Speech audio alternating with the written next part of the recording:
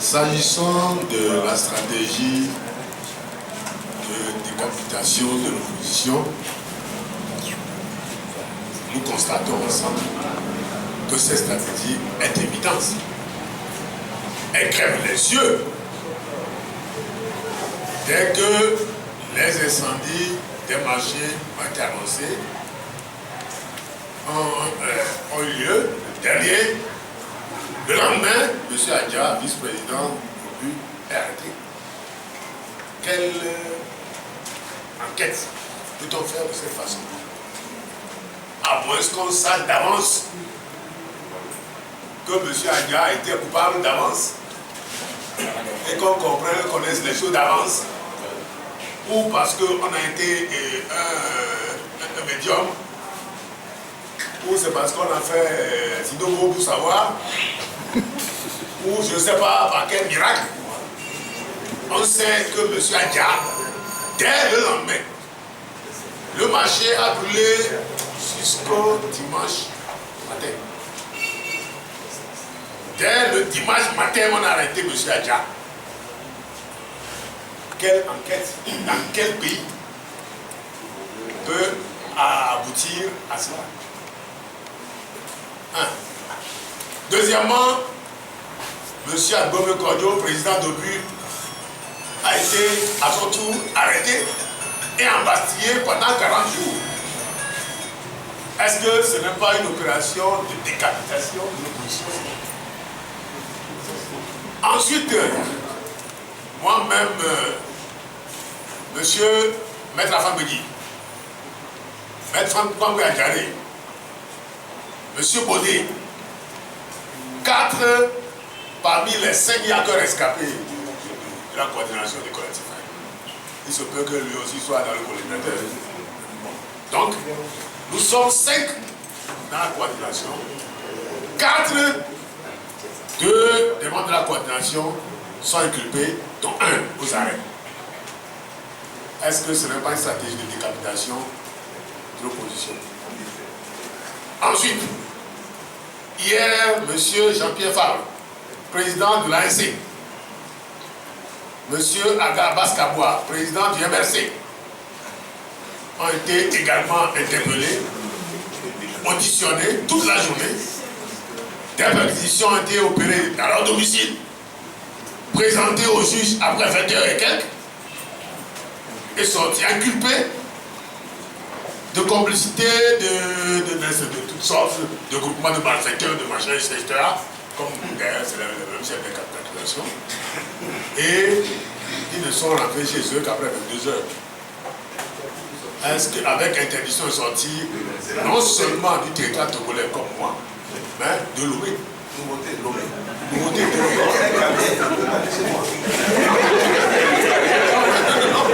Donc ce que M. Kapoua dit est important. M. Kapoua est carrière. M. Kapoua vient de Soudina. M. Kapoua peut vouloir aller voir ses parents, même si on laisse le côté, politique. M. Kapoua peut avoir un décès et peut aller voir ses parents, sa famille. Et aux choses où les funérailles, et on lui demande de ne pas sortir de l'obé. C'est totalement... Monsieur Agome, on lui dit de ne pas pouvoir sortir du territoire togolais. Il est malade, on l'a forcé à être malade. On l'a rendu malade. Et il doit aller se faire soigner.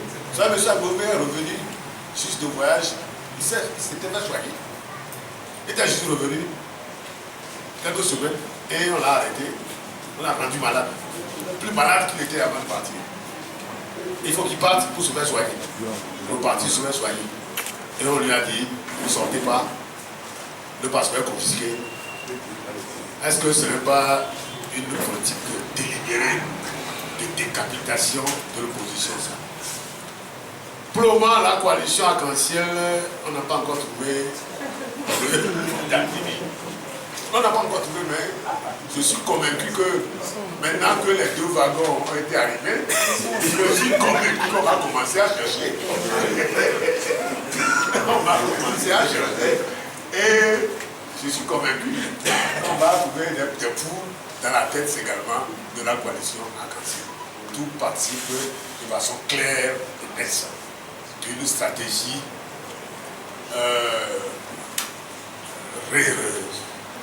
comment dirais-je, bien raisonnée, bien planifiée de décapitation de l'opposition. On veut que nous rions dans les bancards, on veut que nous disions non.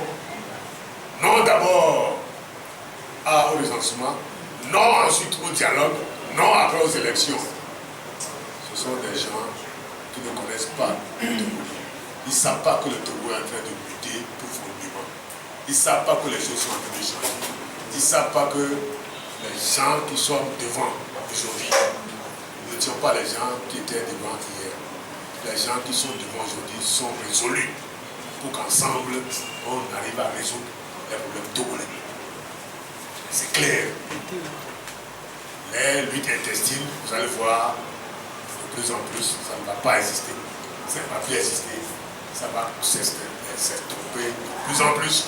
Et je suis convaincu que c'est une symbiose nationale qui va faire un tsunami lors des élections prochaines. Et la coalition arc-en-ciel sont en train de s'organiser ensemble en vue de créer des structures pour gérer et contrôler ce qui va se faire lors du recensement.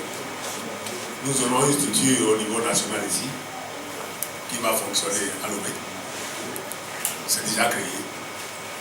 Il s'appelle le comité de pilotage. Et nous demandons aussi bien aux journalistes qu'à tous ceux qui nous entendent, qu'à vous les électeurs, que cette structure a 2 sièges. Le siège du CAR où il y a une permanence et le siège de l'ASC où il y a une permanence aussi, qui prend tous les renseignements qui auront lieu sur l'ensemble du territoire chaque fois que les choses sont découvertes, sont identifiées sur le terrain. Nous avons également créé des comités dans toutes les préfectures. Et nous avons créé également des sous-comités dans les cantons, dans les quartiers des villes, dans les villages, dans les hameaux.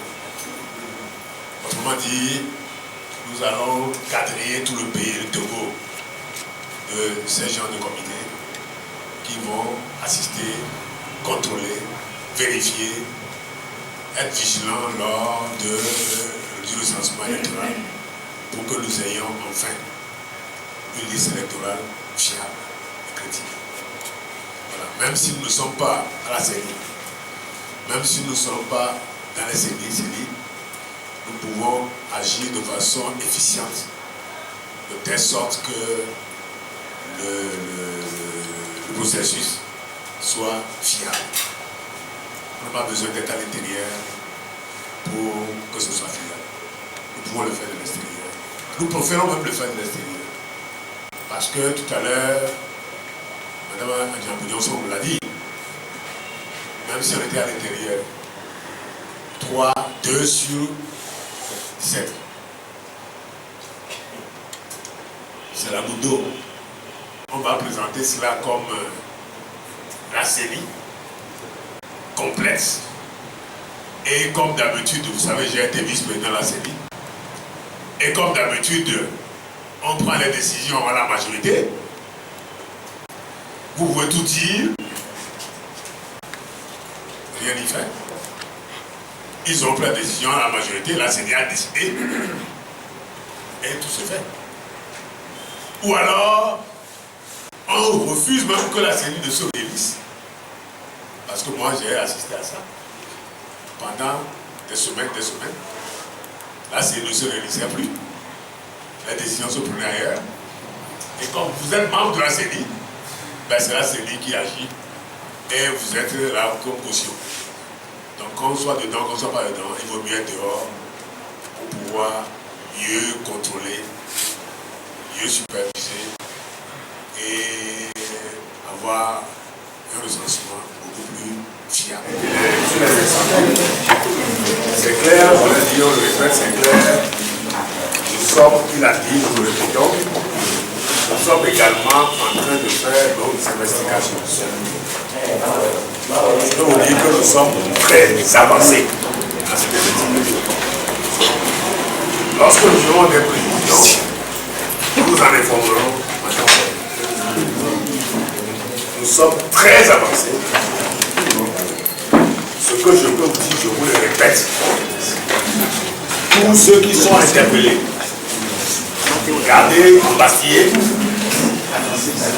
je le dis, comme moi-même interpellé, non embastillé, nous n'avons rien à voir avec ces amis.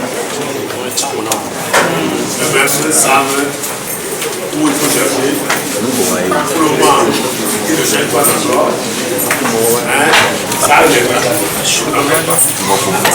Maintenant, concernant la question du doyen des polytechniques, nous nous sommes mis d'accord autour de certaines questions, certains points. Il y a une plateforme qui a été adoptée autour de ces questions, de ces points communs. La plateforme qui a été adoptée, mais nous serions l'oublier. Nous serions l'oublier. Pour des raisons évidentes, nous serions l'oublier. Mais nous nous sommes mis d'accord sur un certain nombre de points. Et ce sont ces points de convergence qui font que nous avons commencé à être ensemble. Et c'est même à partir de ça que nous avons élaboré toute la stratégie actuelle pour aller ensemble pour les financements et pourquoi pas aller ensemble plus loin. Mais je le répète, le CST n'est pas un mouvement de parti politique. Contrairement à la coalition arc-en-ciel, le CST est composé de partis politiques qui aspirent à prendre le pouvoir et à l'exercer. L'association des droits de l'homme qui n'ont rien à voir dans l'exercice du pouvoir, dans la communauté du pouvoir. L'association de la société civile et le CST dans cette condition-là ne saurait se constituer en coalition électorale escalité. Je dis, rien n'empêche les partis membres du CST de se former, soit tout seul en coalition, en fait des élections, ou avec la coalition arc-en-ciel, former une coalition générale de toute l'opposition pour aller aux élections. Je vous dis, rien n'en fait. Mais le CST en tant que tel ne saurait s'arrimer à la coalition arc-en-ciel pour former une coalition électorale.